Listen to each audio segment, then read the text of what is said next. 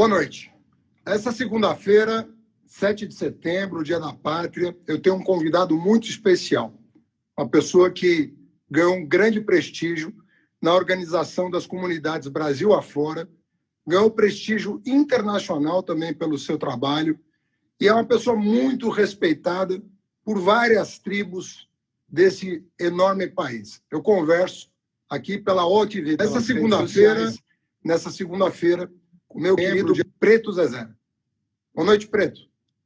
Boa noite, Haddad. Tudo bem, meu irmão? Grande prazer ter com você nesse momento. Prazer é meu, viu, Zezé? Muito, muito bom te ver. Infelizmente, a gente não pode estar junto fisicamente, mas essa tecnologia, pelo menos, permite que a gente troque uma ideia num momento meio delicado aí da vida nacional. E eu queria começar perguntando para você, te mando um abraço da minha sobrinha, que é tua fã. Quando soube que ia falar com você, falou, ó, já mandou um abraço aqui. Acabei de receber a mensagem dela. E eu queria te perguntar o seguinte, o Dia da Pátria é igual para todo mundo no Brasil? Ou é diferente para alguns? Como é que um país ainda em formação, com tantas dívidas históricas a saldar, como é que é o Dia da Pátria, na tua opinião, de uma maneira geral? É igual para todo mundo ou é um dia em que as pessoas fazem uma reflexão que difere um pouco a partir do ponto de vista do qual ela enxerga o país? Como é que é isso numa comunidade? Como é que é isso? Em primeiro lugar, abraço para a sua sobrinha, devolver o abraço para ela aí. Eu acho que a primeira coisa que a gente tem que fazer é refletir. O Brasil faz anos que precisa passar por uma reflexão se é sério o desejo da gente se constituir quanto nação. Parte da crise que a gente vive agora tem a ver com esses dois Brasis, né, que você tem um dia da independência, mas você tem dois Brasis comemorando esse dia. Você olhar o Brasil da maioria das pessoas, nós temos 520 anos de país.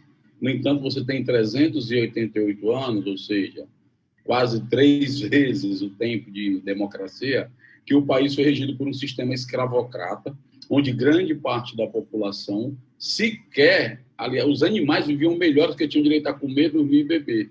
Os negros, a população negra, era mercadoria simplesmente. E depois você tem, historicamente, um despejo institucional, que foi chamado pela história brasileira do dia 13 de maio, dia da abolição. Você tem uma heroína estabelecida, que é a Princesa Isabel, e você, se voltar no tempo e imaginar o que seria do dia 14 de maio dessa população, Haddad, quando você volta esse filme e você vai ver, essa mesma população foi para situações piores porque agora ela tinha que voltar para as fazendas para trabalhar de graça por um prato de comida, porque ela foi literalmente despejada depois de ter gerado riqueza para o país, depois de ter dado as bases econômicas para se constituir a República, depois de ter montado toda uma estrutura de acúmulo, né, de riqueza, e literalmente foi despejada sem indenização, sem direitos, sem fundos de garantia, sem nada. E chega no país, né, com a ideia, inclusive, de melhorar tradução, legenda, embranquecê-lo, grupos italianos com suas famílias chegando na estação para trabalhar com endereço e tudo, e essa população até hoje continua vivendo, né, da sua própria sorte.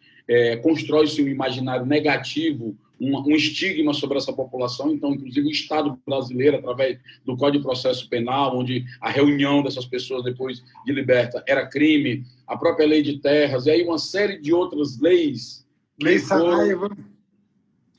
A Lei Saraiva, né, que impedia o analfabeto de votar, sendo que 99% da população negra era analfabeta.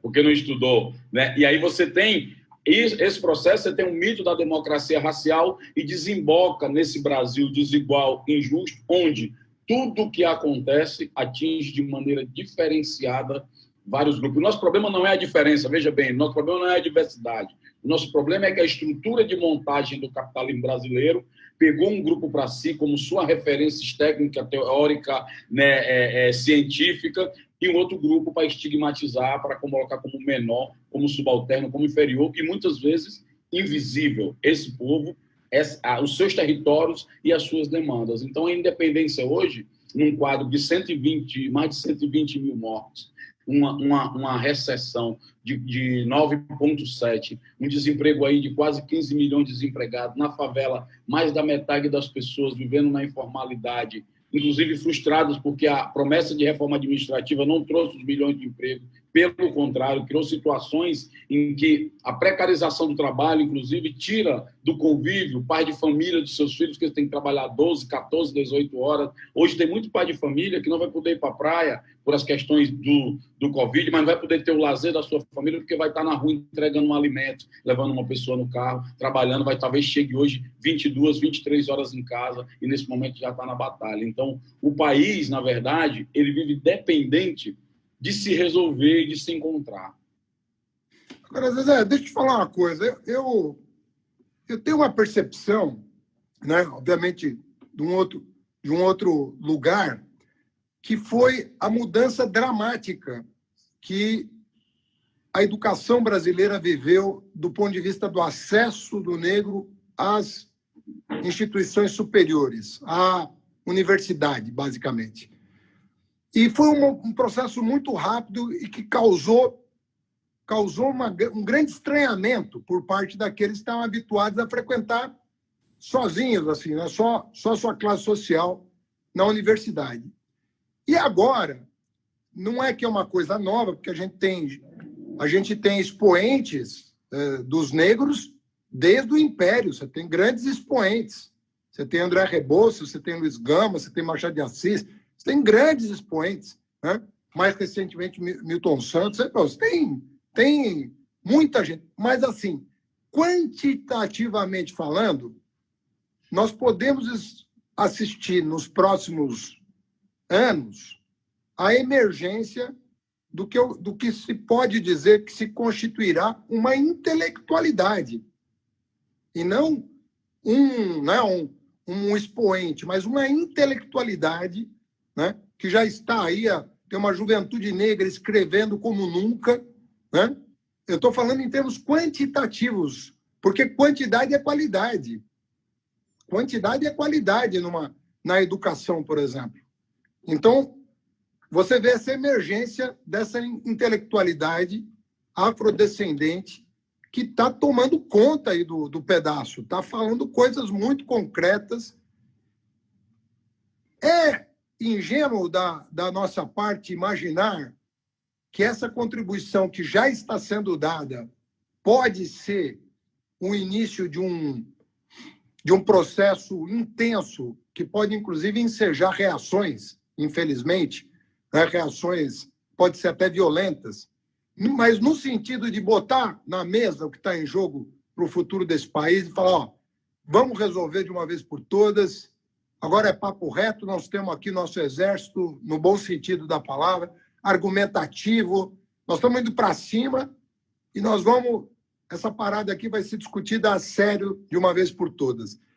É ingênuo ter esse tipo de esperança? Não, eu acho que nem, eu acho que é inclusive uma percepção, Haddad, importante, porque eu venho da juventude da década de 90. A minha militância começou em 90, eu tinha 15 anos de idade, eu estou com 44. E eu voltei a estudar esse ano, tá? Olha que legal. Mas eu venho da década de 90 em que o rap já produzia suas leituras de realidade, já elaborava intelectualmente uma visão de mundo, já pautava politicamente a voz desses territórios e já produzia milhares de pessoas, porque o rap eu acho que é o único ritmo, único setor cultural musical em que você não tem intérprete. Cada um é autor, escreve, né, escritor da sua própria música. Então, cada um interpreta. Então, tem milhões de pessoas numa década de 90 que não tinha no nosso horizonte de ambição a universidade.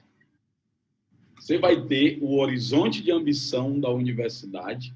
E aí não é só o horizonte de ambição. Os nossos pais, analfabetos, minha mãe é doméstica, meu pai, finado pai é pintor, viveu a vida toda para isso, mas eu vejo emergir nos anos 2000 uma geração com outras ambições que não era o curso de bombeiro hidráulico, que não era o curso de pedreiro ou de cabeleireira, mas era querer ser médico, era querer ser arquiteto, era querer ser professor, era querer ser diretor de uma grande empresa, ser um chefe de administração.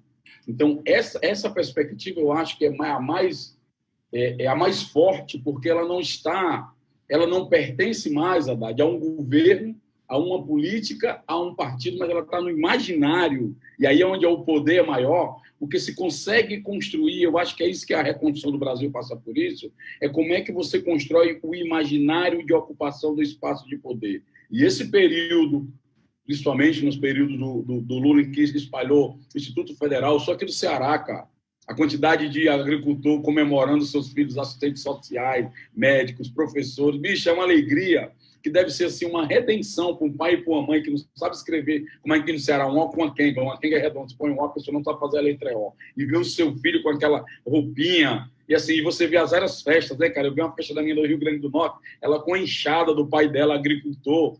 Só vai saber quem é isso quem vive no Brasil invisível, quem vive no Brasil despejado, quem vive no Brasil estigmatizado. E tem uma coisa que vai ser interessante para o Brasil e que eu acho que é uma... Quando eu digo que o racismo estrutural impede o desenvolvimento, é porque você está matando líderes que você não possibilita estar certo. Aí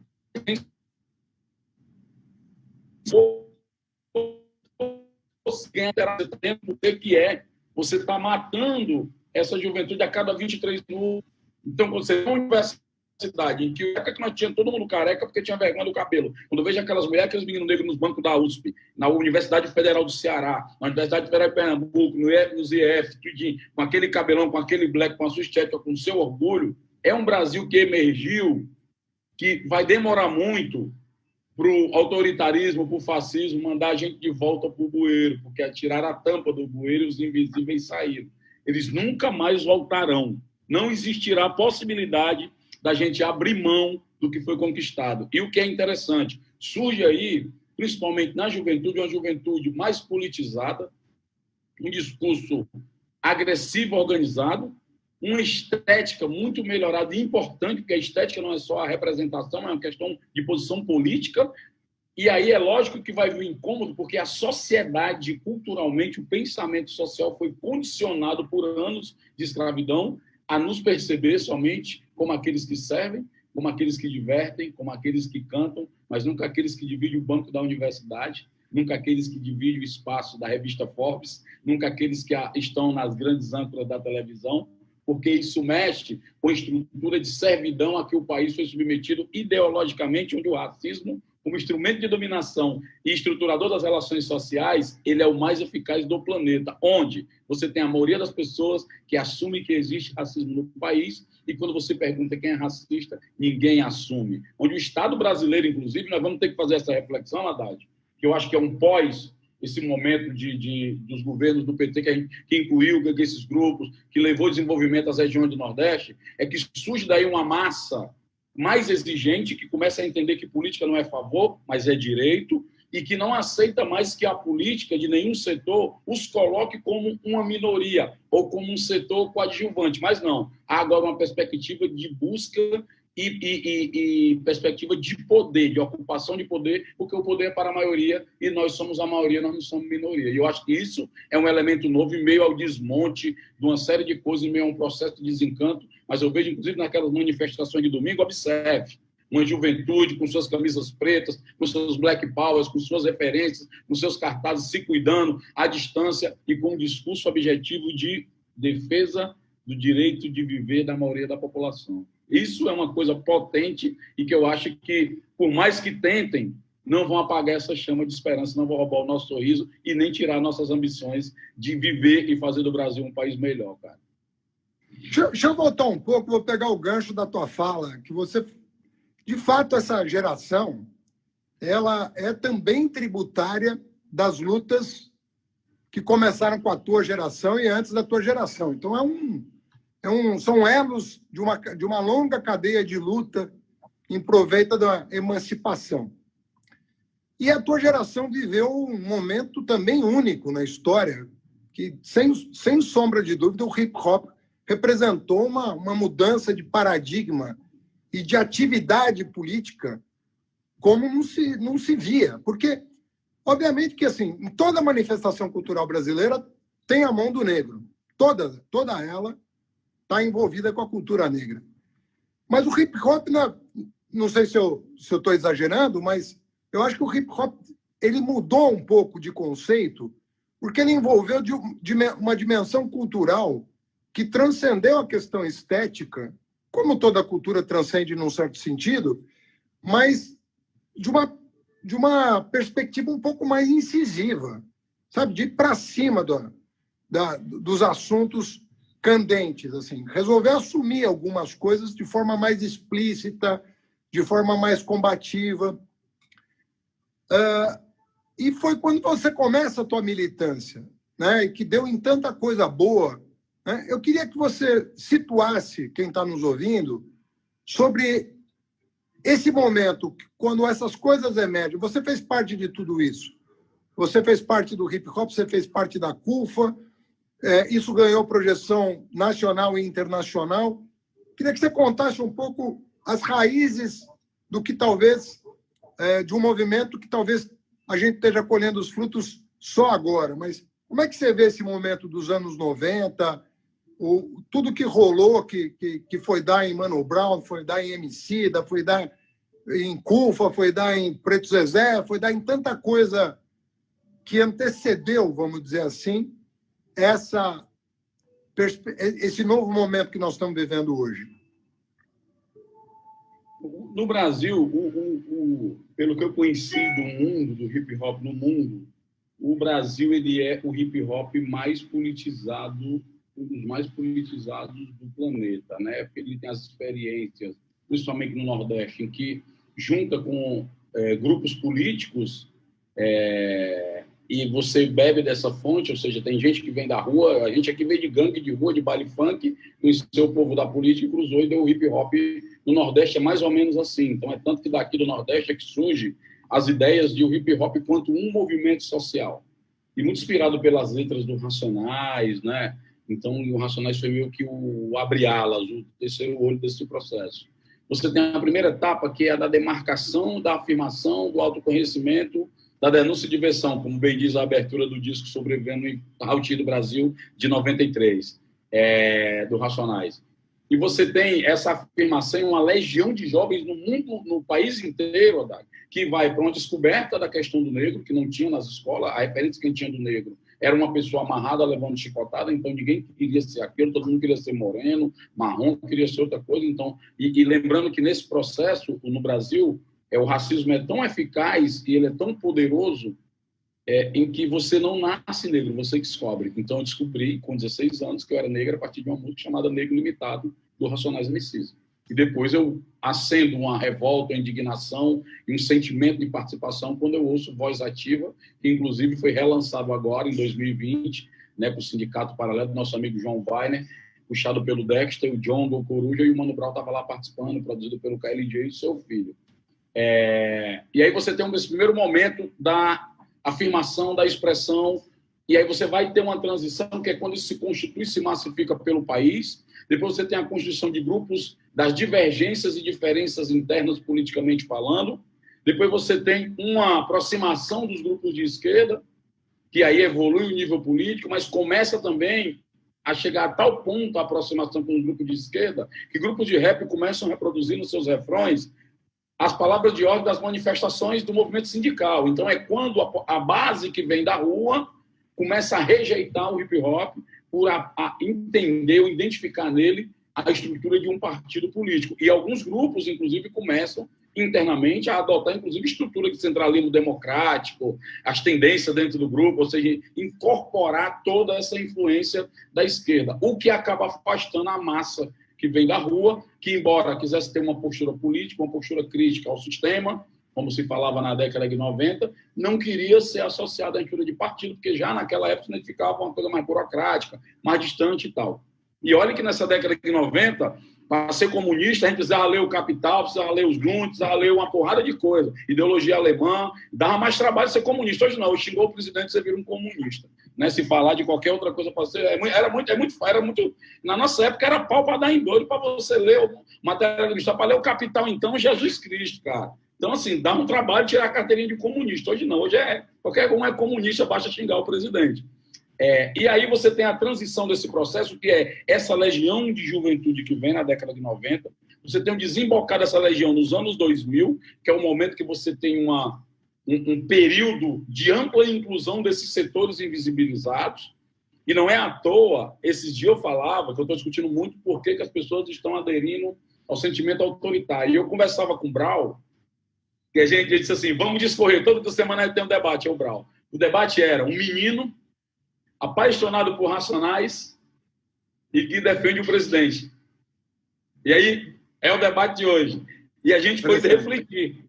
É interessantíssimo isso, porque há um discurso hoje de chamar a população de fascista, disso e daquilo, mas, na verdade, é o mesmo povo que votou no Lula e na Dilma 4 eleições. Ninguém trocou o povo, é o mesmo povo. Ao invés de se fazer uma reflexão de como que as forças de esquerda se desconectam da população e a população que vota num campo progressista passa a aderir a um discurso de lei e ordem, não. Nós ficamos culpando o povo. Eu acho que é o primeiro ponto. E aí a reflexão que veio é que, naquele período de 90, daquele discurso de letra, era um discurso antissistema. E a juventude sempre é antissistema em todos os períodos da história. Identificava ali, no Racionais, essa figura antissistema. Quando as forças de esquerda, que era mais ou menos o discurso do rap, que sempre foi um discurso de oposição ao sistema, ganham, o que vai junto é toda uma geração de militantes engajados em causas que, próximo aos partidos, passam a ocupar a estrutura de Estado. E aí é onde eu acho que é o primeiro problema para entender o que está acontecendo no Brasil hoje. É que você liquida toda uma faixa de militantes que vai para uma estrutura de Estado, ou que tem toda uma formatação diferente, um tempo diferente. Quando alguém de uma militância que tem credibilidade vai para uma estrutura de Estado, leva essa credibilidade, mas também leva uma expectativa de uma resposta rápida, e isso não acontece. Você foi ministro, você sabe que a distância do que você pensa, executa e chega lá na ponta é uma trilha, é um caminho, principalmente na estrutura de Estado do Brasil, que foi montada não para atender sua população, mas para a população encher os cofres públicos de imposto e esse imposto não retornar para a maioria. E as grandes empresas se apropriarem dessa receita pública. Isso é o grande problema do Estado brasileiro. Aí você tem um outro momento, que é quando eu, em 2000, eu já estava identificando isso no rap. Então, eu saio desse movimento mais politizado nosso, vamos organizar uma coisa chamada de Frente Brasileira do Hip Hop, que foi o Celso Ataíde que articulou. Na época, eu era muito crítico do Celso, porque o Celso já estava introduzindo o debate da economia, do mercado, da autogestão, da gente ter nossas coisas, e a gente, como vinha de uma postura muito de esquerda, a esquerda tem horror a dinheiro, a esquerda não gosta de discutir dinheiro, a esquerda tem alergia a discutir o dinheiro. E aí o Celso vinha com esse discurso, então tu imagina o choque que deu. A gente militante, engajado na aldeia, vem um cara do Rio, carioca, porque o rap tradicionalmente é de São Paulo, trazendo todo esse sistema de lançar disco, vender roupa, montar loja. Depois esse cara quer vender o hip hop, esse cara é vendido. E, na verdade, nada mais era o Celso já vendo lá na frente que a gente tinha que construir posições de força autônoma para que, independente de governos ou partidos, nós tivéssemos a nossa própria agenda, né, pública, de interesse nosso. E aí você vem o outro momento, que é quando emerge a geração de 2000, que vem politizada do rap, na periferia, mas que vem também incluída. Aí, quando você tem esses anos de inclusão, você tem uma juventude que emerge, Haddad, com nível de politização, com acesso a redes sociais de comunicação, com um nível de consciência muito maior e que descobriu que agora tinha direitos. Muitas vezes, as reivindicações desses grupos foram entendidas até... Eu vejo muita gente falando, o povo é ingrato, como se o que a gente estivesse fazendo, como se a gestão dos governos progressistas estivesse fazendo um favor, e não era obrigação. Nós passamos décadas lutando para ocupar uma estrutura de Estado, para fazer uma relação de enfrentamento da desigualdade brasileira e incluir os que mais precisam. Toda vez que você está falando da ingratidão, porque os grupos populares têm rejeitado ou aderido a outras candidaturas que não são de esquerda, eu vejo um distanciamento das pessoas do que foi esses anos de inclusão, do cidadão que montou seu negócio, do filho que está estudando na escola melhor, uma viagem que ele vai para a Disney ano que vem, montou o mercadinho na quebrada, emprega as pessoas, né? Então, você tem esse mundo acontecendo. E aí é onde em 2000, eu vou para a CUFA. Então, eu vou para a CUFA por entender que era importante a afirmação do hip-hop, tinha cumprido seu papel, mas a favela era mais diversa, nós precisávamos de um campo de mobilização novo, que não fosse o partido, não fosse o governo, mas a favela precisava organizar o seu discurso, a sua agenda, e a gente precisava radicalizar, basicamente, era na ação, porque no discurso a gente era muito radical no rap, sempre foi. O rap sempre teve um discurso radical, o dedo na ferida, sempre. Ontem, hoje e vai ser. E aí o que é que vem com a CUFA? Vem a necessidade de se organizar o discurso desse lugar, de perceber que a gente tinha que ter uma interlocução com um aparelho de Estado, de entender que os partidos e os gestores eram provisórios e que a nossa agenda é permanente. E aí o rap vem, porque eu, Bill, a Giza, todo mundo vem do rap. Mas a gente não podia deixar a CUFA virar uma entidade hip-hopista pela diversidade que a favela é e pela complexidade que virou o Brasil mas principalmente no pós-Lula, que foi um momento, em 2003, o Lula recebeu uma comissão da gente do hip-hop. Foi o primeiro e único líder mundial a receber uma comissão de hip-hop, que estava o KLJ, o Ed Rock, o MV Bill, o Preto God, o pessoal do Maranhão, o GOG, assim, Rapping Hood. Então, a primeira vez que aquilo aconteceu, nós fomos discutir com o líder da 8ª economia do mundo uma agenda pública da juventude de favela. Até hoje não se registrou isso no mundo, até hoje não tem, né, uma coisa articulada pelo Celso, que já era prevendo o quê? Que a gente poderia ser um grande movimento com uma causa e que não deixasse, porque ia vir um mercado, ia vir a mídia, ia vir entretenimento, que já estava vindo várias vezes, o hip-hop sofreu vários ataques de apropriação e a gente brecou, mas que era preciso organizar um amplo movimento com base nesses lugares que o hip-hop veio, que são as favelas, com esse recorte de juventude negra, para pautar a nossa agenda pública e não ser pautado mais pelo mundo político ou ir a reboque dele. E aí é onde o rap chega agora. O rap chega nesse nível, onde você já tem jovens, tipo o Emicida, que empregam pessoas, que fazem negócios, que mexem com dinheiro. Seu irmão lá, o Fiote, que é um puta gestor, organiza tudo e ainda mantém o posicionamento político, porque tem outro problema nosso, né? A gente fica achando bem o Jay-Z mandar um jato de advogado soltar militante, a Beyoncé fazer uma série de coisas, mas estão fazendo isso porque eles têm dinheiro lá. E a gente não valoriza os que têm um pouco de dinheiro e estão fazendo isso aqui no Brasil. E a gente deveria valorizar mais e conectar mais essas potências. Então, acho que vive um momento, se por um lado tem um momento difícil da ruptura dos acordos, da convivência social, que é estimulado o tempo inteiro, a gente vive um momento em que essa juventude está cada vez mais viva, mais alerta e está fazendo coisas mesmo em situações desiguais. Veja o exemplo da pandemia agora, o que nós fizemos durante esse processo, Haddad. Nós conectamos mais de 5 mil favelas, mobilizamos mais de 100 mil pessoas, chegamos a um volume de recursos de captação de 145 milhões de reais, atendemos mais de 3 milhões e meio de famílias, a maioria mães, mulheres, mães solteiras da favela, né, do programa Mãe da Favela, até esse aqui que está aqui atrás. Então, você tem um impacto, e olha, isso é um ponto do governo. Tu imagina se isso é uma época de um governo progressista sintonizado com a nossa demanda. A gente tinha feito um novo processo de mobilização, que eu acho que aí é o desafio do momento. Como é que a gente renova a energia engajada da sociedade, uma agenda pública que não seja de partido nem de nenhum político, mas que aponte, agora já que está no centro do debate, o enfrentamento à desigualdade e que o racismo é estruturante dela. Então, não tem como discutir democracia, desigualdade, sem discutir esse racismo estrutural que pariu esse amontoado de escombro, magro de desigualdade que nós temos hoje. Desculpa me alongar, mas é porque é do rap. Não, mas você está aqui para falar, rapaz. Eu quero te ouvir, todo o Brasil inteiro quer te ouvir, a gente quer aprender e quer entender o que está acontecendo. E eu, por exemplo, me chamou a atenção na tua fala essa coisa que você falou que a CUFA, sem negar o hip-hop, muito pelo contrário, porque é um desdobramento, né? Mas a CUFA procurou transcender, de certa maneira, aquele ambiente para tentar abraçar o espaço geográfico da favela como um todo, assim, na sua diversidade interna, inclusive, né?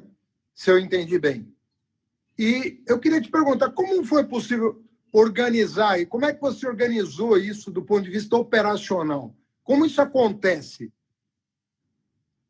Você chegou por... Hoje você tem uma capacidade...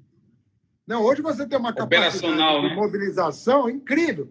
Você está mexendo com mais de 100 milhões de reais para atender mães solteiras das favelas que não tinham como sustentar os seus filhos. Pô, é uma capacidade operacional incrível. 140 milhões, você falou?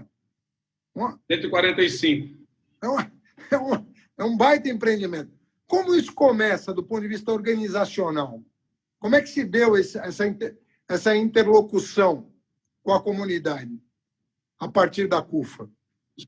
Isso começa há 25 anos atrás, porque é o que a CUFA tem hoje, né? A CUFA está comemorando os seus 25 sem registro jurídico e 20 anos com registro jurídico. Então, tem uma história. Construir uma CUFA é um negócio... E aí onde também a CUFA é resultado desse Brasil que emergiu, daquele Brasil invisível dos anos 90. A CUFA é o acúmulo de forças que emerge nesse Brasil dos anos 2000 para frente, né? De inclusão, de inclusão, tempo bom do dinheiro, tempo bom de acesso às riquezas que o nosso trabalho produz. Quando a CUFA surge, ela surge simplesmente para organizar esse discurso e para discutir coisa que a gente faça do ponto de vista prático dentro desse território. Surge no Rio, criado pelo Celso, se espalhou pelo Brasil inteiro, está nas 26 capitais do Distrito Federal. está em 17 países, e o 18º país foi a Irlanda, que abriu em plena pandemia, onde um grupo de mulheres lá criou a CUFA de lá, e nesse momento estão trabalhando em organizar lares de idosos, porque tem muitos idosos morando só na época de pandemia. Os idosos são o alvo principal, então as mulheres estão lá ajudando a limpar, eles não se exporem, né, à questão do vírus. E aí, nesses 20 anos, você viu acumulando forças e construindo esse discurso, organizando o discurso da favela. A favela no sentido que o IBGE chama de aglomerado subnormal, Haddad. A favela hoje tem 14 milhões, só que tem o seguinte, o IBGE, nessa definição dele, ele considera São Conrado um bairro rico, só em São Conrado tem a Rocinha. Ele considera Jacarepaguá um bairro rico, mas lá tem a Cidade de Deus. Então, se você fecha aí um número de 15 milhões, 14,3 milhões de pessoas morando em favelas no Brasil, de acordo com a definição do IBGE, você tem aí um quarto estado, você tem mais favelado do que gaúcho. E antes da pandemia, num clima de desemprego e informalidade, você tinha a favela produzindo 119 bilhões de reais em poder de consumo, que é o PIB do Uruguai ou do Paraguai e da Bolívia juntos. Então, você não está falando de um território só de desgraça, tragédia, violência e carência. Está falando de potência, de gente que está produzindo riqueza, embora excluída do acesso que essa riqueza produz. E aí, quando a gente organiza a CUFA, eu entrei na CUFA, aqui eu abri a minha em 2002, em 2004 eu registrei, em 2012 eu assumo a presidência nacional, que era o BIL. A gente define que não vai ter mais presidente paulista e carioca, porque vocês pegam tudo. Então, para a CUFA não ser mais a entidade de paulista e carioca, está proibido vocês serem presidentes. Estabelecemos na CUFA, eu acho que é a única entidade que tem uma cota para brancos, para a gente não se tornar também uma instituição de amigos legais que querem ajudar os pobres, favelados e tal, mas ser uma entidade nossa, mesmo com o nosso nível de déficit, com a nossa ignorância desinibida, com as limitações que a gente tem, mas será a redenção dos ignorantes, a revolução dos malucos. Né? Então, definimos isso e definimos uma perspectiva em que a favela não é carente, ela é potente. Nisso, quando vem a pandemia, e aí nós construímos vários, né? Você tem a Taça das Favelas, a Liga do Basquete de Rua, o UTUS, que foi até hoje o maior prêmio de hip-hop organizado, né? Que a CUFA organizou, que era no Canecão, no Rio de Janeiro, onde o hip-hop ali ia para um sarrafo alto de dialogar com meios de comunicação, com empresas, com temas espinhosos como mercado, sexualidade, moda, que na época eram tabus, né? Para o hip-hop. E você tem aí esse prêmio pautando o hip-hop como um elemento político, seminários, discussões, ministros participando, vários ministros participaram. E você tem a CUFA recebendo também vários prêmios, recebendo inclusive o prêmio da Darcy Ribeiro de Educação por formar a maior quantidade de pessoas. Então, assim, tem um histórico acumulado. E aí, quando chega a pandemia, cara, que tem que mandar todo mundo embora, a primeira coisa que a gente faz é chamar os nossos vulneráveis, negociar com nossos patrocinadores, que nós vamos deixar as pessoas em casa durante 3 meses, que era o que a gente tinha de grana, pegar os alimentos que tinham dos projetos, transformar em cestas e dar para a nossa vizinhança mais vulnerável e repensar como é que a gente vai fazer a empresa faz a reversão da matriz produtiva, como é que nós vamos fazer a nossa reversão da matriz de atuação, num universo em que as ONGs já vinham de um ambiente de criminalização pesado, de uma burocratização que dificultava o acesso a recursos públicos, né, e de uma perseguição violenta a esse setor. E aí, como é que nós vamos fazer isso? Pela primeira vez, a CUFA vai a público pedir algo. A gente nunca foi a público pedir nada. Então, nós estabelecemos um eixo, que era alimentos, que era o mais grave, material de higiene e limpeza e renda para transferir direto para as mães. Lançamos um documento com 14 propostas, que já no início da pandemia era renda básica, alugar hotéis para botar idosos, distribuir oxímetro, medir temperatura, medir saturação do oxigênio, liberar crédito para pequenos negócios. Então, a gente já prevendo o que vinha. E realizamos, durante a pandemia, várias pesquisas através do Data Favela, que é uma parceria nossa com o Renato Meirelles, através da Hold, que o Celso agora, depois de sair da CUFA, está dirigindo, que é o Favela Hold. E fomos para a guerra. Quando a gente vai para a guerra, pelo nosso tamanho, pelo nosso acesso a território invisíveis e muitas vezes inacessíveis até para a política pública, onde muitas das pessoas sequer estavam em programa algum, e olha que nós temos o maior programa de proteção social e banco de informações, que é o Cadastro Único e o Bolsa Família, mas muitos lugares que a gente foi e pessoas que a gente encontrou não tinham. E aí as grandes empresas, vendo a nossa campanha que a gente fez de mídia, de mobilização de artistas, de personalidades, para chamar a atenção para essas questões, para as favelas, gerou, porque fez da CUFA virar uma interface entre grandes empresas que querem ajudar em escala, com foco nesse público vulnerável, e pessoas vulneráveis desesperadas por qualquer tipo de ajuda. Então, a CUFA acabou virando a interface entre esse movimento. E agora, nós estamos em plena pandemia, já trabalhando na retomada, que não tem um pós-pandemia para nós, até porque a pandemia não acabou. tem agora um trabalho de construir com essas empresas negócios que nós estamos chamando de negócios sociais, que são aqueles que dão lucro e melhoram a vida das pessoas, porque não acreditamos em revolução por vias econômicas na sociedade capitalista. Então, você tem que desenvolver a economia desse território para poder desenvolver a oportunidade para as pessoas, porque é humilhante a pessoa receber uma comida. Né? A pessoa está recebendo, alguém está lidando. As pessoas querem dinheiro para desenvolver sua própria atividade e ter sua autonomia. Então, acabamos de criar uma empresa chamada Digital Favela, que trabalha com micro-influenciadores de favela. Lançamos uma rede social indicada para negros e negras, mas aberta para quem quiser participar, que lá é o nosso álbum de família, chamada Black e Black. E estamos agora discutindo um grande programa, que eu acho que vai ser o maior, de conectividade com favelas e educação. Zé,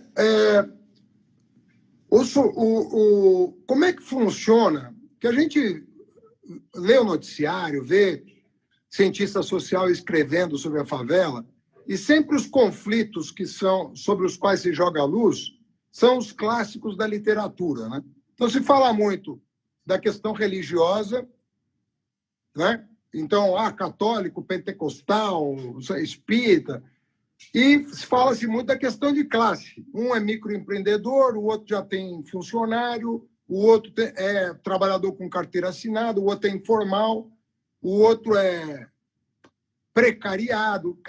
Tem uma segmentação muito grande, tanto do ponto de vista simbólico, religioso, quanto do ponto de vista material. E isso também tornou a favela uma coisa muito menos homogênea do que talvez um dia tenha sido, se é que isso aconteceu. Mas a diferenciação, pelo menos da minha experiência de prefeito aqui de São Paulo, eu vi uma diferenciação muito grande entre a gestão da Marta e a minha, por exemplo, dentro da comunidade. Como isso é trabalhado? Os conflitos, eles afloram ou eles se atenuam? Como é que a coisa funciona para você manter uma coesão interna em torno de um projeto como esse que você descreveu? Você acabou de falar a palavra mágica, projeto. Todas as vezes que nós conseguimos unificar minimamente um campo majoritário, nós temos projeto. O que a gente vive no Brasil é uma fragmentação monstruosa estimulada por um discurso que visa quebrar todos os acordos e diálogos possíveis e consensos necessários para se constituir um projeto. Eu estava ontem até brincando na rede social, ressuscitar o finado Stalin, e isso deu um debate na rede, na ressuscitação do Stalin, né, e tal. Enquanto isso, no Gulag do preço alto, o povo estava levando pau, porque a cesta básica está aumentando o valor. Então, o povo não sabe nem quem é Stalin, nem quem é o Gulag, mas no Gulag do preço alto. E aí um deputado do Cidadania... Mercado ele sabe o que é, né? Supermercado ele conhece. Então, um deputado do Cidadania pegou preços de produtos do supermercado e foi para frente do supermercado e gravou um vídeo e disse, viraliza até chegar no presidente, reclamando do preço alto.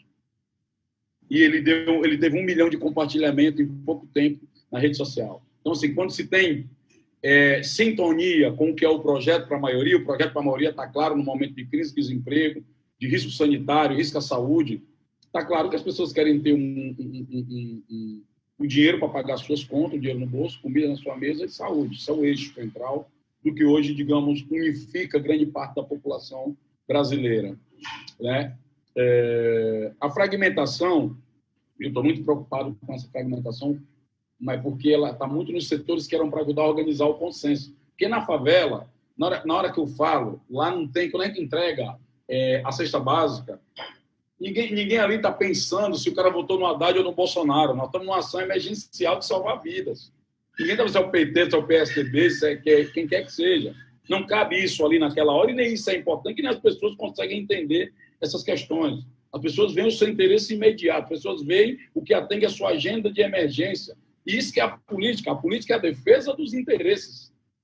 Como a gente não politizou algumas questões que eu acho que foram graves, por isso que a fragmentação, inclusive, prejudica você construir um projeto, acho que a primeira delas, quando eu falei do dinheiro, eu falei brincando, mas é um debate que eu estou fazendo muito sério. Eu vejo os grupos de esquerda criticando o empreendedorismo. É preciso dizer que no governo da Dilma Rousseff, do PT, que o secretário da micro e pequena empresa era o Afif Domingos, que hoje eu acho que deve estar até na equipe de Paulo Guedes, foram criados 9 milhões de microempreendedores individuais. Pô, tá xingando o empreendedor, criou o micro, o MEI, cara. Então, nós temos que resolver. Tem algumas esquizofrenias que entrou, que a crise também, ela é também de projeto, entendeu? Ela é mundial, ela é de projeto do que está aí, mas é projeto do que botar no lugar. Não há também o que botar no lugar. Então, fica uma desorientação, que a própria crise do capitalismo, acho que o neoliberalismo também está aí, já está na sua fase crônica, mas ele fica esperneando, e esse espernear que é o mais perigoso, porque você começa a perder a referência do que é central para unificar um projeto, se perde em pequenos discursos, né? E eu vou dar vários elementos aqui para a gente refletir hoje. Ficam se criticando, colocando o debate de religião num nível monstruoso, como se o Malafaia, o Marco Feliciano, esses caras, eles representassem a dona Nina, lá do Jardim, do Conjunto Habitacional, aqui da Minha Casa Minha Vida, que é uma mulher de esquerda, presidente da associação. Ela é evangélica, mas ela é uma mulher progressista de esquerda.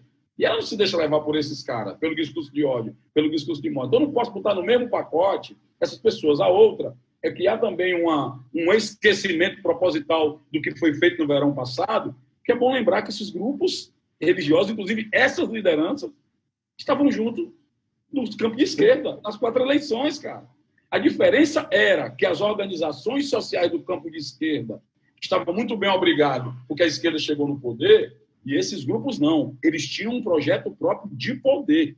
As lideranças desses grupos se fortaleceram com emenda, com concessão, com rádio, televisão, parlamentares, projetos, igreja. Não é à toa que eles são poder no Lula, na Dilma, no Temer, e foram fundamentais para eleger o Bolsonaro.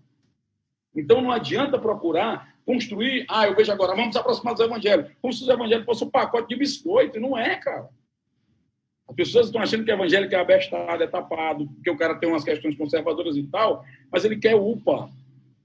É um país desigual. Ele quer areninha, ele quer escola de tempo integral, ele quer o filho no IF, ele quer o filho na UFC.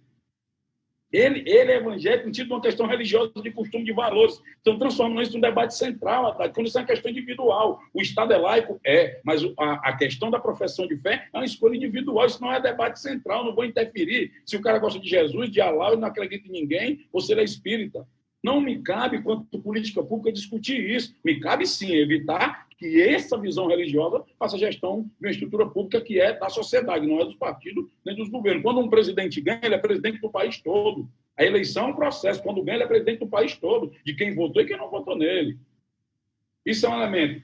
A economia da igreja, eu acho que a gente perde, inclusive, porque não se percebe que, na medida em que os grupos da agenda pública foram para dentro da máquina pública, a estrutura política passou a dialogar com os territórios urbanos, viam esses grupos de igreja pentecostais que cresciam. Não é à toa, Haddad, que se você tirar o mapa eleitoral da eleição do segundo turno do Crivella e do Freixo no Rio, onde o Crivella ganhou é onde o Lula e a Dilma sempre ganharam. Porque o diálogo era feito por esses grupos, e não fortalecido na base pelo campo progressista. Pelo contrário, o campo progressista estava preocupado com o conselho, no governo tal, no ministério tal da CEPI, no Conselho da Juventude, e se esqueceu de aproveitar esse espaço de ocupação para construir consciência crítica, discernimento, organização. Haddad, um cara que monta um negócio na favela, usando de dinheiro do governo do Lula, montou o seu mercadinho, tipo o seu Assis aqui numa favela de Fortaleza, que o filho estuda no colégio particular do Zica aqui em Fortaleza, ele continuou morando lá na quebrada, tem os funcionários de lá, colocou a negada lá, ele começou no governo, no boom do dinheiro, a vida melhor, ele começou a ser assaltado pra caramba. E o discurso em rede de direitos humanos era denunciar a violência da polícia. O que a extrema-direita fez? Pegou isso e disse, tá ele defendendo bandido. Porque, inclusive, não fazia um debate na segurança pública de que os policiais são trabalhadores da segurança. Interditou, pelo contrário, acaba a polícia militar. Aí o cara estava na quebrada, no meio da bala comendo, de facção X, facção Y, tocando fogo, quebrando tudo. Ele quer que alguém acabe com aquilo. Quem vai acabar é a polícia. E a polícia é a que mais mata no Brasil? Mas é a polícia que mais morre também. São trabalhadores que estão morrendo também, que vêm desses territórios que nós estamos reivindicando também. Então, precisa colocar algumas coisas no debate, porque parte do que está aí é mais uma capitalização de ódios e frustrações e não resposta, do que um projeto elaborado na cabeça do pobre, que é fascista, que é isso, que é aquilo. Não. As pessoas estão desesperadas, estão puto com a política, desconfiadas da imprensa, distantes do Estado, que só chega para punir e levar imposto. E, infelizmente, o que está aí no poder catalisa, canaliza e captura essas frustrações desses ódios. Você não tem nada inerentemente reacionário ou regressivo em qualquer religião. É só a maneira de você trabalhar a pessoa e, como você falou, não tratar o sujeito como um pacote de biscoito, né? Tratar ele como um cidadão que, enfim, que tem os seus anseios para a sua família. É isso. Agora, a presença, esse crescimento, você falou, os partidos saíram de cena, até porque chegaram ao poder e aí você tem que, né, você fica ali todo atarefado com as coisas do governo, isso distancia, é verdade, eu vivi na pele isso. Mas também a Igreja Católica também um pouco saiu de cena, né? Acho que desde do João Paulo II, o medo ali da teologia da libertação, aquela coisa, o pessoal deu uma comunidade eclesial de base, né? Comunidades eclesiais de base e tal. Por outro lado, essa mesma comunidade que é acusada hoje de estar adotando valores muito conservadores, não sei o quê, é o mesmo lugar que é acusado de produzir balbúrdia, de produzir o funk, de produzir... Ou seja, é muito curioso notar como os discursos sobre a favela são absolutamente, às vezes, contraditórios entre si, né? Na verdade, dá a impressão que dá que o cara não conhece e fica falando, achando que sabe do que está falando, né? O que é essa miríade de coisas acontecendo simultaneamente? Às vezes, você pega o neopentecostalismo e o funk, estão no mesmo lugar, rigorosamente convivendo no mesmo lugar. O que é essa convivência e o que isso promove ou dificulta uma tomada de consciência política em torno de um projeto mais ambicioso para o nosso país?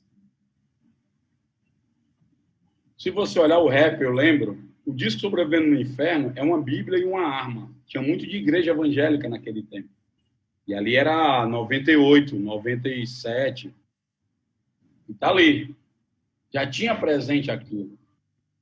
O que não tinha no Brasil, que é aí que eu acho que é o novo e vai dificultar para se entender.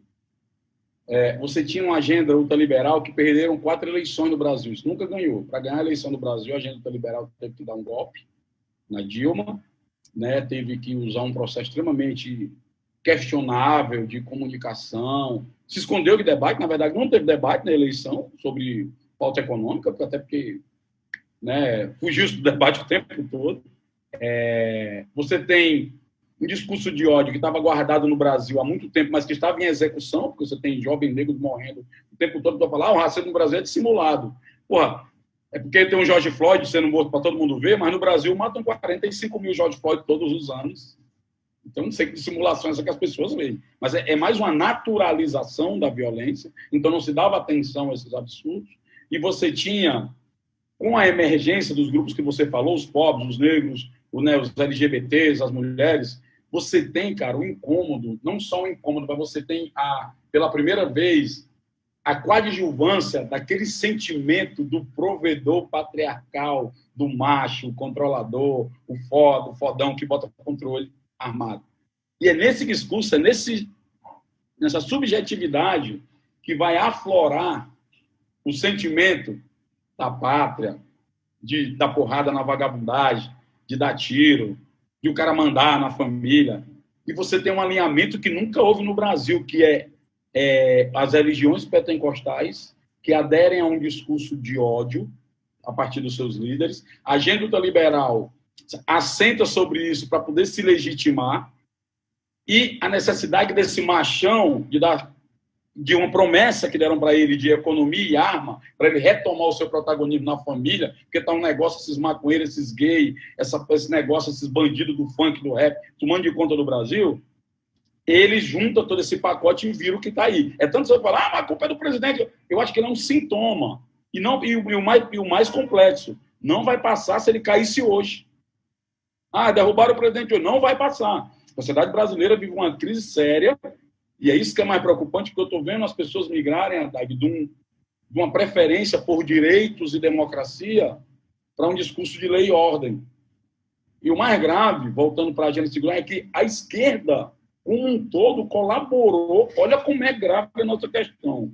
Colaborou, não só se omitiu, colaborou, legitimou esse discurso de lei e ordem. Na medida que você tem, a gente teve o auge, que era o PRONAS, onde pela primeira vez policiais sentam com a população para discutir uma agenda de interesse, mas depois sai e vira o grosso, que o grosso no Brasil era munição, efetivo, viatura e prisões. Nós temos isso em escala.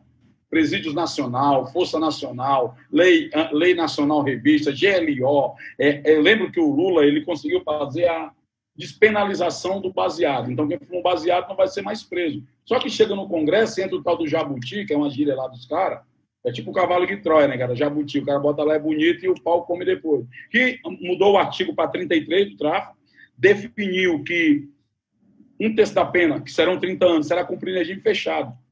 Como não foi feita a reforma do sistema de segurança pública, não foi criado o nosso SUSP, como criou o SUS, ou como criou o SUAS, o que acontece? Você mexe num canto, piora no outro. Então, com o pacote de ações governamentais, estruturando a agenda conservadora, munição, viatura, prisão, Força Nacional, lei e ordem e tal, com essa lei que não mexeu na estrutura jurídica de julgamento, você tem um resultado. A terceira população carcerária do planeta, 62% é do subgrupo tráfico de drogas, 42% entre as mulheres. E por quê? Porque quem define quem é traficante ainda é a polícia e um juiz. Não é o carepeco baseado, mas quem define se é traficante ou não é a negociação ali. Então, essa não só ausência do projeto de esquerda na segurança pública, como legitimação, os governadores, e é o resultado, embora eu converse com o governador aqui do Nordeste, eles reagem, não, mas a gente está fazendo assim, acesso a está, não, amigo, o resultado é o mesmo, encarceramento, que custa caro. Um menino custa hoje 4 anos no sistema privativo de liberdade. No Fundeb é o quê? 1.300 por ano? Isso é loucura. Ninguém topou fazer esse debate. Cidadão, você está pagando R$4.000 para um cidadão ir para a cadeia. Estão lhe dizendo que isso é bom. Você acha que ele deve ficar pior lá? Ele vai sair pior. Ele vai sair de um grupo criminoso, vai vir para cá e organizar e tudo. Porque em uma criança, a gente paga 1.300 pelo Fundeb por ano para ficar na escola. Você está pagando. Ninguém quis fazer esse debate com medo de ficar ali, o voto, o populismo, a direita, não sei o quê. E nisso o dragão foi crescendo, e hoje está tocando fogo a ponto de a gente ter uma situação tão grave que nós vamos ter, que até o monopólio da força, Haddad, em alguns territórios, o Estado brasileiro já não tem mais. Isso é muito grave de como vai corroendo as poucas conquistas e os contratos sociais que a gente estabeleceu em torno do pacto de construir o país. A outra dificuldade que eu penso que nós vamos ter que enfrentar é que há uma briga hoje por protagonismo, por quem é o partido X ou o partido Y, e quando a gente está vendo que, por incrível que pareça, essa agenda progressista que estava em baixa, com o Covid, ela ganhou um central, porque eu estou vendo aí o cara do Cidadania batendo nos preços, eu estou vendo deputados que não são do espectro progressista falando em taxa lucro e dividendos, eu estou vendo até o próprio Rodrigo Maia, que disse que tinha uma visão mais privatista do SUS, dizendo que o SUS salvou a pátria, e salvou mesmo. Porque se não é o SUS, imagina o tamanho da tragédia. Então, há uma centralidade do debate de mais Estado para quem mais precisa. E há um beija-lona da agenda liberal do ponto de vista do teto de gasto, que já caiu na cabeça, está caindo na cabeça do povo, inclusive, esse teto de gasto, onde é um sufocamento. Ali é outro gulag, de novo, do investimento social, que está lá trancado, né, para enriquecer quem já tem muito dinheiro. E você tem uma brecha para construir dessa vez, não quem será o nome, não quem será o partido, mas qual é o projeto que consegue reconectar com as esperanças e a expectativa da população brasileira. Se a gente continuar insistindo nesse caminho de melhor protagonismo, que é o que eu acho que está acontecendo, e eu não estou vendo caminho para onde sair, de uma luta insana pelo monopólio do bem e um desastre do ponto de vista de uma guerra interna, o protagonismo, nem precisa ter eleição, é melhor deixar mais 4 anos do jeito que está aí, cara. Infelizmente, é a tragédia. Essa migração que você está acompanhando, né, que você falou direito e democracia para lei e ordem, é uma diferença muito grande, né? Democracia e direito de um lado, lei e ordem do outro, é pesado, né? Um país se muito, né, tá grave. Tá diante de um dilema como esse, né? Porque nós, na verdade, democracia deveria ser associada à ordem democrática, né? E direito deveria estar associado à lei, porque não existe direito sem lei. O que significa dizer que nós estamos criando uma contradição onde deveria ter harmonia, né? E isso com todos os riscos inerentes a colocar as coisas nesse plano, que é um plano muito perigoso, né? Qual é o caminho que você está vendo do ponto de vista... Eu entendi do ponto de vista partidário, né? Você falou, olha, ou a gente entende que essa quadra histórica nos impõe a todos, né? Uma altivez, um desprendimento, uma capacidade de articulação, de conversa, ou nós vamos ficar nessa. E eu concordo com você em gênero, número e grau. O Bolsonaro é um sintoma. Você tira ele daí, o bolsonarismo, ou o nome que se queira dar para isso, vai permanecer, porque é uma coisa social. É um problema, é uma questão social que está colocada. Diante disso, mais do que falar, ô querido, tudo bom? Manda um alô para a Haddad aí. Oi, Haddad. Oi, É o José. tá bonitão. Diante disso, a pergunta é, falar com lideranças políticas, construir nesse... Mas como é que a gente fala com o povo? Como é que a gente conversa com as pessoas? Porque você também não pode, como você falou, vai chamar o cara de ingrato, né? Vai chamar o povo de ingrato, vai chamar o povo de burro, vai chamar o povo do quê? É o mesmo povo que votou no Lula, é o mesmo povo que fez coisas extraordinárias. Então, mas a questão é a seguinte, como é que você reconecta quem está na militância política com quem está na base e que tem poucos minutos por dia até para se informar, para conversar? Porque o cara está ralando das 4 da manhã às 10 da noite. Se for mulher, mais ainda. Como é que religa? Como é que reconecta? Como é que você enxerga essa... Vou lhe dar um exemplo agora de várias coisas que eu vi acontecendo que, para mim, foram muito positivas. O presidente queria que o auxílio emergencial fosse R$200. Houve uma mobilização da Rede Brasileira de Renda Básica com artistas, né, pessoas de influência e tal, que conseguiu pautar de tal ponto a renda básica que não só o Congresso elevou para 600, como se constituiu uma frente parlamentar com 23 partidos, somente o Partido Novo não está, espero que mude de ideia, tá, Amoedo, se você ver esse vídeo, convence o partido a mudar de ideia, e com 215 parlamentares. Então, é uma agenda pública que pauta a política, pauta o Congresso e se constitui. O ruim é que a narrativa disso não se conseguiu captar nem se postar para o campo progressista. Pelo contrário, tem pesquisa, de novo, dizendo que o presidente habilmente conseguiu a paternidade do auxílio. E por uma questão, inclusive, óbvia, de logística, né? A Caixa Econômica que entrega, então, o governo federal. Mas, mais do que isso, hoje, eu acho que está faltando uma perspectiva, porque muda. Você está falando, é sério, do dia a dia do trabalho, da pessoa que está no trabalho, da mulher. Como é que nós voltamos? Isso tem a ver com o cotidiano, Haddad. E aí, quando eu vejo algumas pessoas falando, vamos voltar para a base. Ou o cara está achando que é o Brasil de 2002, antes do Lula, ou ele não sabe que Brasil é o que ele está falando. Ou parece muito, eu vejo muito assim, eu sou muito, às vezes eu me frustro porque eu sou do rap, que eu escrevo letra, eu queria desenhar charge, ou imagem, tudo que eu vejo de ideia, na minha cabeça vem um desenho. Então o desenho que vem aí é um caba na favela, com um filho, a mulher grávida, e ele lá com a mulher e o menino, e ele vê uma menina durinha, se larga a mulher lá e abandona. Como é milhares, eu não estou aqui ilustrando, eu estou falando de um caso real que acontece o tempo todo, que a gente vê. E o cara se joga e larga a mulher lá, pô. No meio da guerra, no meio do sofrimento. Os anos passaram e a menina também meteu o pé no vagabundo. E o vagabundo lembra o quê? Vou voltar lá para a mulher. Estava no bem bom, deixou a mulher lá na guerra, largada, sozinha. Ele nem reflete que aquela mulher botou o dente novo, pintou o cabelo, fez a sobrancelha, foi no negócio de bronze que agora ela usa, entendeu? Vende produto da Mariquei e da Avon, não assinou a carteira para não perder as condicionalidades do Bolsa Família, do cartão da vacina, do menino da escola perto e tal. Ou se não tem escola, ele bota uma crechezinha, paga, fica o dia inteiro. Melhorou a frente da casa dela, botou um cimento, rebocou, a casa não é mais metralhada e tal, melhorou as condições, se virou. No celular da mulher tem 3 namorados, um do pagode, um do forró e da igreja. Tem que se perguntar, pelo menos, se quer que o cabra apareça na vizinhança.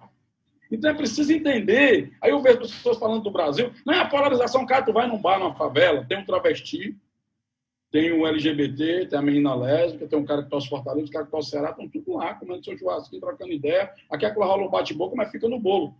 A capacidade de ter uma unidade lá, da favela, é muito maior do que na esquerda esclarecida. O cara vai falar assim, não, eu acho que é importantíssimo essa coisa do debate sobre as drogas. Mas, assim, numa crise de prioridade, tem outro debate central. Então, como comunicação, eu vou colocar o debate da maconha agora para quê, cara? Uma mãe que vê seu filho numa facção trocando tiro com outro. Ela associa maconha àquilo ali, cara. Como que eu consigo dialogar com ela? Não, mas é porque isso é importante da guerra à droga, eu entendo tudo. A polícia... Eu não sei disso. O que eu estou vendo é que existem guerras hoje dentro da favela, por exemplo, relacionada à violência, que, diferente do que a gente faz com a polícia, filma e bota no vídeo para reivindicar, processar e protestar, essas guerras ninguém não pode nem filmar, não pode dar nem opinião. Porque o monopólio da força nesse território, inclusive, é por outros setores. Então, assim, há uma distância tão grande. Quando eu vejo alguns debates, quando eu vejo a galera preocupada em desenterrar o Stalin e não denunciar, hoje era para ter uma grande campanha contra preços altos, contra a caristia. Lembra da caristia? Campanha da caristia? Era agora. Eu não vejo que o Lênin botou pão, paz e terra e a gente não consegue encontrar 10 temas que dialoguem com o povo, cara.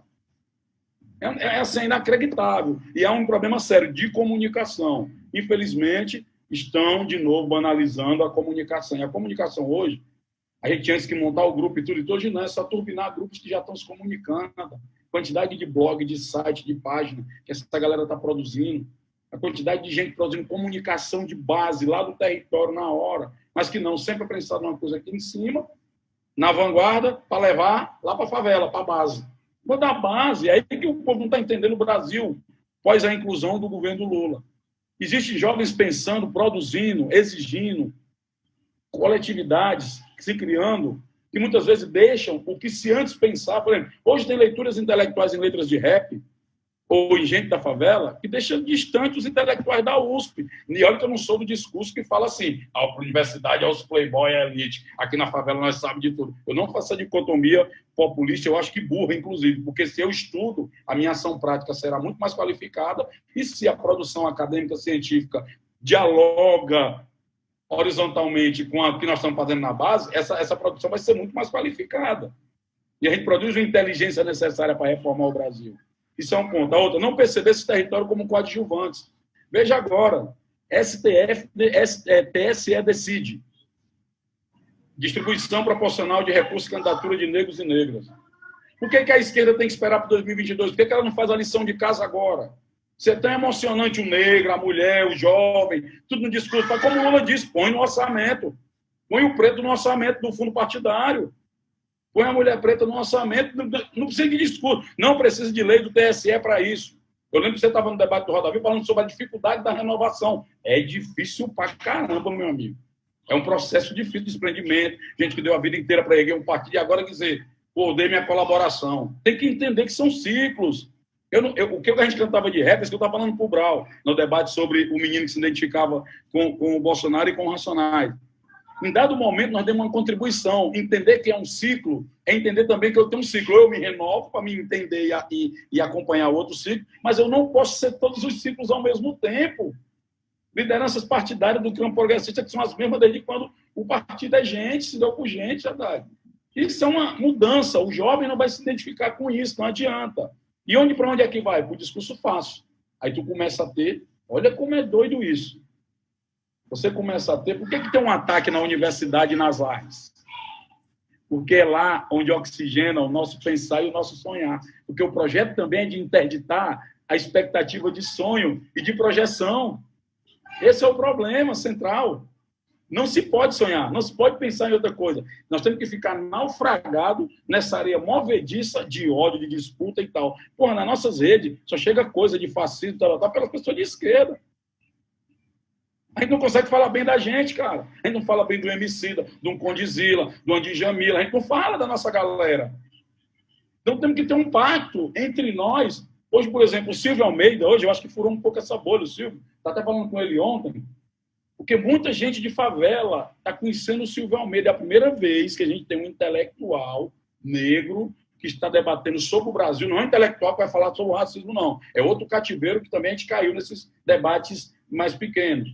é um intelectual que está pensando o Brasil. E que dentro disso o racismo é estruturante, porque não tem como começar o Brasil sem passar por esse tema. Mas que está sendo visto da academia, da rede social, até os grupos de rap e os grupos de funk.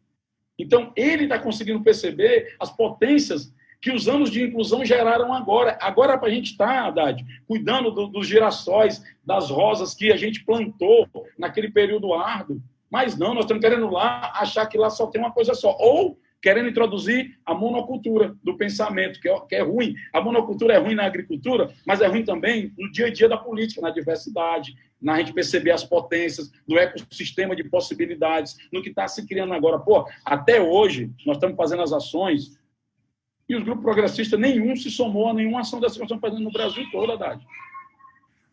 Isso é muito... Cara, 5 meses. 5 meses. Esses dias veio alguém ligar. Eu queria ligar para a CUFA para discutir como é que nós vamos organizar a distribuição de cestas básicas. Meu irmão, nós estamos há 5 meses, já chegamos a 3,5 milhões de pessoas.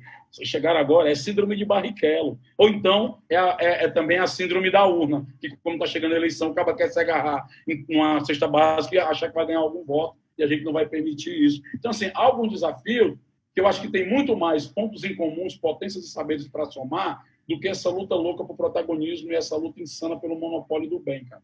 Se a gente conseguir virar essa página e oxigenar essas coisas boas entre nós, porque nós precisamos disso também, precisa de astral. Precisa acordar de manhã assim, tomar um banho, olhar para a tropa e dizer, vamos, beijar o seu filho. Não é porque o mundo está se acabando que eu não vou fazer o aniversário do meu filho, cara. Eu preciso disso, eu preciso desse astral para viver. É aí que os caras estão matando a gente. Não é a democracia, é aqui, ó, na subjetividade. Na hora que matar aqui, adeus, vamos tudo. Nós estamos caminhando para o final da nossa conversa maravilhosa. E eu queria te fazer uma pergunta. Nós estamos há 2 anos do bicentenário da independência, 2022. 1922 foi uma data importante para o Brasil, que foi o centenário. Todo o movimento modernista nasceu ali. E eu, às vezes, penso... Você sabe que 2022 não foi um momento fácil da vida nacional. Foi um momento... 1922 foi um momento difícil da vida. Foi uma década muito complicada ali. Muito estado de sítio, teve muita coisa difícil na vida brasileira que acabou culminando na Revolução de 30.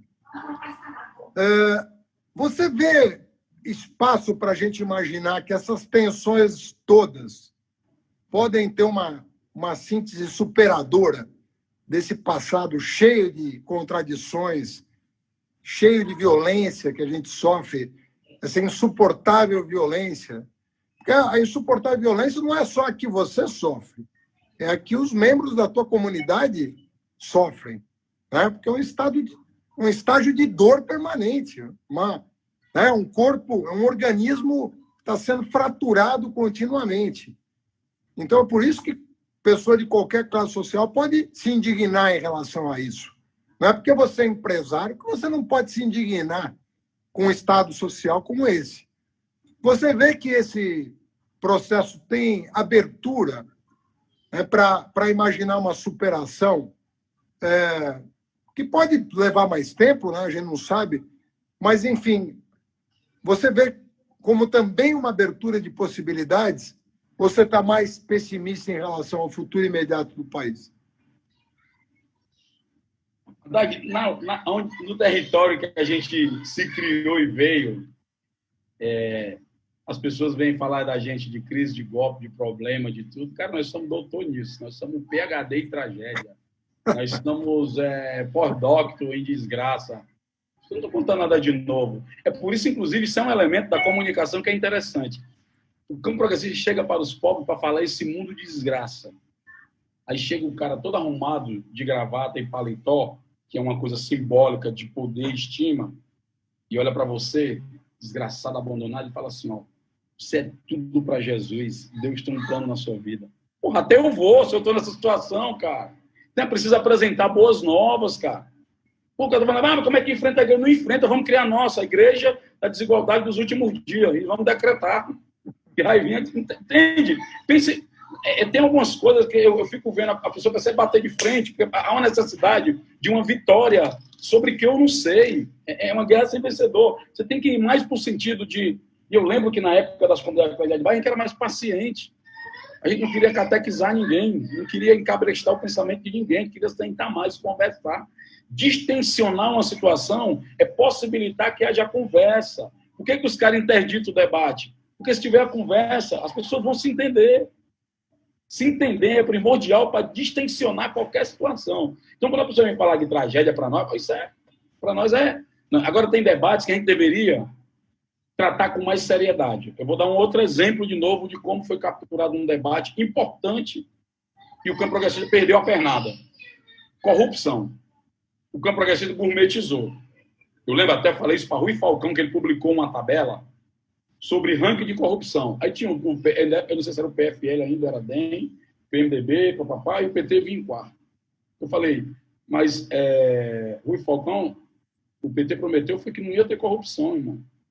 Então assume que vacilou e fez merda e diz para a população, dizemos merda e não vamos fazer, e está aqui porque nós não vamos fazer mais. Está aqui quem fez merda. Ou botar um ranking, ou você gourmetizar a adição da corrupção com fila de supermercado e vaga de idosos, quando, na verdade, a corrupção brasileira, você foi me saber, é que grandes corporações econômicas se apropriam da receita pública brasileira. Esse é o grande debate. E tem que fazer um link disso com um cara puto lá na periferia, porque a merenda da escola não é legal, porque o posto falta remédio, porque a infraestrutura de saneamento não chega. Ninguém se propõe a fazer um debate sério. Como você vai, pedagogicamente, criar um senso crítico numa população que já tem um nível médio de percepção de coisas complexas? Tem que ter alguém que traduza do que é os commodities no petróleo até impactar no preço da passagem do ônibus e no óleo de cozinha e no arroz que a mulher... Entendeu? Tem que ter uma comunicação que diga para o povo e o povo vai entender, cara. Isso é ridículo, se eu achar que a pessoa não vai entender. Quando eu vejo uma mãe de favela com R$ 120 que ela pega e ela ativa a proteção social de criança, de idoso, negocia as contas da bodega, da mercearia da quebrada, joga dívida para lá, joga dívida para cá, escolhe o que é prioritário, deve dar aula para o Paulo Guedes, para administrar a economia em momento de crise. Então, assim, é preciso tratar com as questões sérias. Vem agora o debate da tributário. O cara que está no Higienópolis compra um pão, o que está no Capão Redondo compra o mesmo pão. No entanto, do Higienópolis, que tem mais megafone, rede social e acesso, ele grita pra caramba que o Estado está intervindo, que o Estado é muito grande, que a economia, bababá. O cara do Capão não tem nem isso. E o pior, não chega o resultado do imposto recolhido pelo Estado. A população vai ter raiva do Estado mesmo. É preciso saber que um cara de classe média que defende Estado mínimo, enxuto, ele defende porque ele não precisa do Estado. A raiva do favelado do Estado é por outra ordem, é de outra origem. É porque lá o Estado, ele dá muito dinheiro para o Estado engordar, o Estado não devolve as gorduras para lá, cara. Isso aqui é sério. Tem que se politizar um debate necessário de cotidiano das pessoas. Vou dar outro debate sério, Haddad. Eu estava discutindo com um cara de direita aqui, um parlamentar, e 2 funcionários dele me falaram que pegam ônibus em Fortaleza, demoram 3 horas para chegar em casa. O transporte público nunca foi um debate de responsabilidade do governo federal. E também caiu outro mito, porque está assim agora. O Estado não universaliza, então privatiza e vende tudo. É mentira. Existem experiências boas em ambos setores. O grande desafio é como é que nós vamos encontrar a junção dessas boas experiências com coisas que já aconteceram. Mas, por exemplo, o transporte deveria ser um debate nacional, porque quem constrói a pista para o ônibus passar, que quebra tudo, que constrói a pista, que passa o cara com o seu carrão privado sozinho, é a receita pública. Por que esse cara também não paga para ter ônibus bom, de qualidade? É um debate, mas ninguém faz. E outra, é uma política, é um serviço público pago no cash, cara. Educação todo mês, vai lá, o impostos. O ônibus não é toda hora. Ninguém tem um debate. Então, assim, eu estou dando alguns debates centrais de radicalização de democracia, que aí democracia é entender que existem outros atores e atrizes agora, que infelizmente algumas pessoas vão ter que sentar no banco e olhar, aprender e sentar, e hoje é aula. Senta agora que tu vai escutar hoje, já falou demais. Existe uma agenda pulsante de necessidade de um Estado grande para quem precisa, com qualidade, com eficiência, que funcione da porta para fora. Há um debate econômico de dinheiro que a gente tem que politizar para não ficar esse debate que não tem dinheiro, as contas públicas. Hoje, Haddad, tem estudos, inclusive, se você der R$500 para 150 milhões de brasileiros, isso significa 11% do PIB. Como a nossa taxação injusta é no consumo, 40% disso volta. Então, você tem um impacto somente de 7% do PIB, que dá para segurar que faz contas públicas. Nós temos que enfrentar esse debate no Brasil, cara. Então, assim, tem vários debates que vão distensionar, e as pessoas só vão se distensionar e se unir. Não existe união porque é legal se unir. Existe união quando tem consenso, quando tem interesse. Quando você tem um projeto que constrói consenso, que agrega interesses. E agregar interesses, gente, desculpa. Teve um monte de coisa no Brasil, um monte de sacanagem, mas o momento que a gente vive no Brasil é o seguinte, tem uma estação para chegar, tem vários vagões, e cada um vai no seu vagão e vai descendo na estação, pô, mas nós temos que chegar. E tem que entrar todo mundo nesse trem. Do contrário, não adianta de falar de frente ampla se as pessoas não são amplas. Eu acho que está precisando mais de gente ampla para poder construir essa tal dessas frentes amplas. Tá? E eu acho que aí a gente distensiona. Você é um cara fundamental, tem apanhado por isso, inclusive, que eu estou acompanhando a porradaria em cima de você. Mas eu acho que é uma missão, cara. É preciso, não é possível que a gente não consiga, com inteligência, com um país maravilhoso que a gente tem, o povo maravilhoso que a gente tem, que não sair desse buraco que a gente se enfiou. E, de novo, o problema não é o candidato, não é o partido, mas é um projeto que volte a fazer o nosso povo ter esperança, gostar de se gostar, poder conversar, porque é isso que está estragando. Estão fazendo o nosso povo não gostar mais de si. As pessoas não gostam do país, Haddad. Os sentimentos não gostam do país, não gostam do país, odeia o Estado, odeia a imprensa, odeia a política, é o ódio como uma política de gestão. Nós temos que desarmar isso. Se desarmar isso, saindo dessa frequência, construindo a nossa. A nossa precisa amor, precisa sorriso, precisa criança, precisa juntar gente que queira minimamente sentar, tomar um e conversar, sem que ninguém tenha que catequizar ninguém, sem que ninguém tenha que vencer o debate. Para que a gente possa construir um Brasil, que a gente possa pactuar em torno de que é possível, não vamos ajudar a todos, não vamos, mas todo mundo pode ajudar alguém. Eu acredito nisso aí, estamos trabalhando para isso. Bom, essa segunda-feira, 7 de setembro de 2020, eu conversei com essa figura extraordinária e admirada, Preto Zezé. Muito bom te ver, Preto. Fazia tempo que a gente não conversava. Espero que a gente se reveja pessoalmente o mais rapidamente possível. E lembrando que toda segunda-feira, 8 da noite, na OTV, nas redes sociais, eu tento convidar uma figura da estatura do entrevistado de hoje. Preto Zezé, boa noite, fica com Deus, tamo junto. Valeu, beijão no seu coração, beijo na Ana, tchau, tchau. Obrigado.